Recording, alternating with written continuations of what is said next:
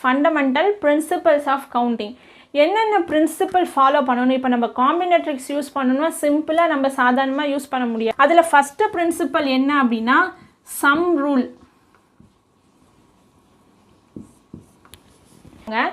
இப்போ எனக்கு ஒரு டாஸ்க் இருக்குது, எம்னு ஒரு டாஸ்க், என்னன்ற ஒரு டாஸ்க். ஓகேங்களா? எம்ன்றது டாஸ்க் 1, என்னன்றது டாஸ்க் 2. இது ரெண்டுமே சைமல்டேனியஸாக எப்பயுமே நடக்காது. Okay, either task 1 or task 2 complete ஆகணும் எனக்கு. அப்படி இருந்துச்சுன்னா சம் ரூல் படி இதோட கவுண்ட் எப்படி எழுதலாம்? எம் ப்ளஸ் எத்தனை வேஸில் இந்த டாஸ்க்கை நம்ம கம்ப்ளீட் பண்ணலாம்? எம் ப்ளஸ் என் வேஸில் டாஸ்க்கை கம்ப்ளீட் பண்ணலாம். ஒரு எக்ஸாம்பிள் வச்சு நான் சொல்கிறேன். ஃபார் எக்ஸாம்பிள் என்னென்னா, நீங்கள் என்ன பண்ணணுன்னா 2 ஆப்பிள் இருக்குது, 2 apples R 3 bananas. 2 apples or 3 bananas.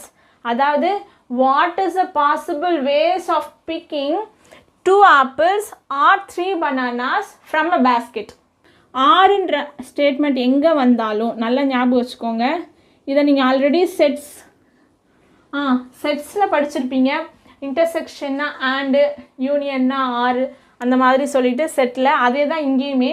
ஆறுன்ற function, ஆறுன்ற வார்த்தையை நீங்கள் எங்கே பார்த்தாலும் அதுக்கு நம்ம யூஸ் பண்ணுற சிம்பிள் ப்ளஸ். ஸோ எனக்கு ஆப்பிள் எடுக்கிறதுக்கு எத்தனை வேஸ் இருக்குது? 2 ஆப்பிள் இருக்குது. ஸோ என்னால் 2 டைம் அந்த ஆப்பிள் எடுக்க முடியும். ஸோ 2.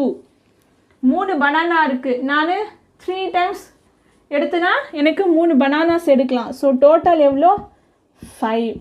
5 வேஸாக என்னால் ஆப்பிளோ இல்லை பனானாவையும் என்னால் எடுக்க முடியும். அதாவது இந்த பேஸ்கெட்டில் 2 ஆப்பிள் இருக்குது, 3 பனானா இருக்குது. So probability of picking apple or banana. ஓகேங்களா? கொஷின் இப்படி தான் வரும். ஸோ நான் 2 ஆப்பிள் எடுக்கலாம், ஸோ 2 டைம் எடுக்கலாம், 3 ஆப்பிள் எடுக்கலாம். அடுத்தது டோட்டல் என்ன? 5 வேஸ். இதுதான் சம் ரூல்.